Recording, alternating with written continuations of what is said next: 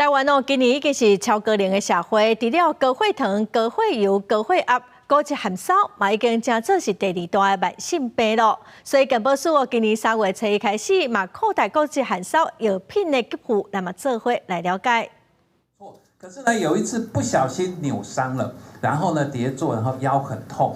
医师分享83岁女性糖尿病病人过去无骨质高脂含烧的病史，无说离报道了后，才发现家己有高脂含烧。经过卫福部统计，目前高脂含烧已经成做台湾第2大慢性病。健保署对3月初一开始扩大高脂含烧药品的给付，对象包括无骨质，毋过是骨质的高风险族群，一共有13万左右的人通受惠。那么，特别是对于有骨质疏松，同时合并有高风险的骨折的病人，不用等到这个发生骨折之后，就可以使用这个骨质疏松的治疗的药物。那同时，对于已经有这个骨折的，也不用等到这个我们主要的大骨骨折啦，周边骨骨折有这样的风险发生之后呢，那么也可以使用。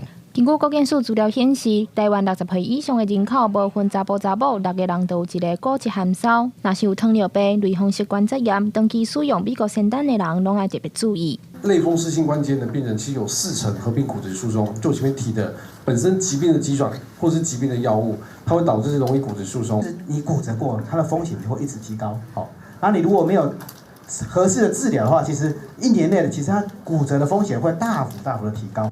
另外，国内高脂含烧症学会也表示，50岁以上的妇女和70岁以上的男性骨质流失会更加严重。若是发现骨质，死亡的风险也会增加。社会运动要重视高脂含烧的认知。这个健保扩大给付，虽然通提早预防，医师建议上重要的还是要注意营养、运动、强化筋膜，降低骨质流失的速度。记者张家嘅柯秉哲台北报道。